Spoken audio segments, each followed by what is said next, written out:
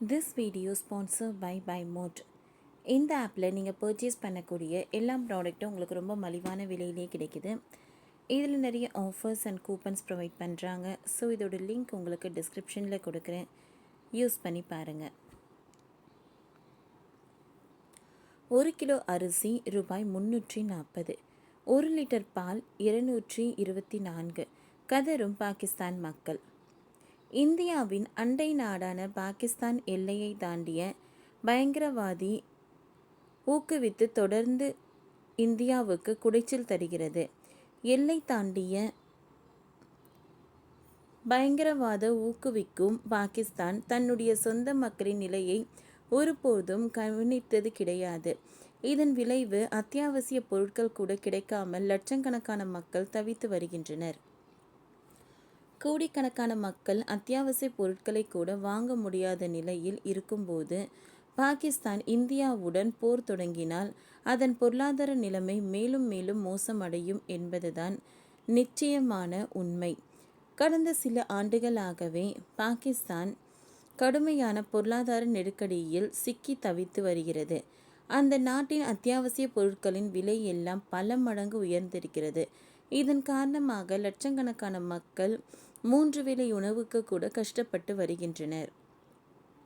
உதாரணமாக பாகிஸ்தானில் 1 kilo chicken 798 ரூபாய்க்கு விற்பனையாகிறது. அரிசி 1 கிலோ 340 ரூபாய்க்கு விற்பனை செய்யப்படுகிறது. 1 டஜன் முட்டையின் விலை 332 ரூபாய்.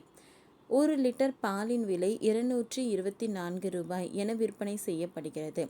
பாகிஸ்தானை சேர்ந்த சுமார் 10 மில்லியன் மக்கள் 3 வேளை உணவு கிடைக்காமல் தவித்து வருவதாக ஒரு அறிக்கை கூறுகிறது.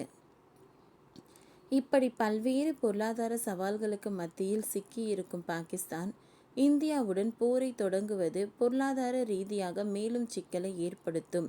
உலக வங்கி வெளியிட்டுள்ள அறிக்கையின்படி ஏற்கனவே பாகிஸ்தானின் மேலாண்மை கடுமையாக பாதிக்கப்பட்டிருக்கிறது.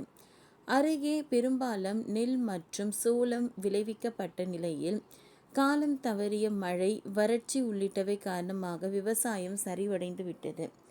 இதனால் ஏற்கனவே அங்கே உணவுப் பொருட்கள் பற்றாக்குறை நிலவுகிறது.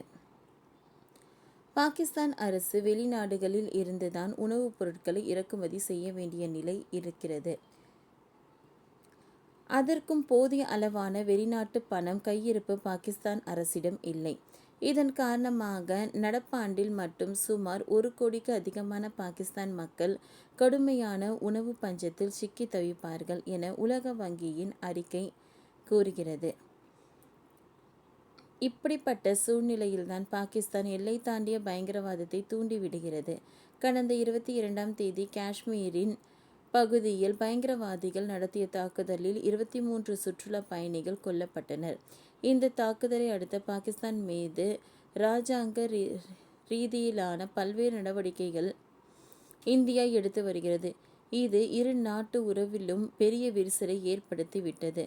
பிரதமர் மோடி இந்த தாக்குதலுக்கான காரணமாக இருப்பவர்கள் கடும் விளைவுகளை எதிர்கொள்வார்கள் என எச்சரிக்கை விடுத்துள்ளார். எனவே பாகிஸ்தான் அரசாங்கம் உள்நாட்டிலேயே அரசியல் அழுத்தம், பொருளாதார சிக்கல், மக்களின் அதிருப்தி என பல்வேறு பிரச்சனைகளை சந்தித்து இருக்கும்போது இப்பொழுது இந்தியாவின் நடவடிக்கையிலும் பாகிஸ்தான் அரசுக்கு பெரிய பிரச்சனையாக உருவாகி இருக்கிறது.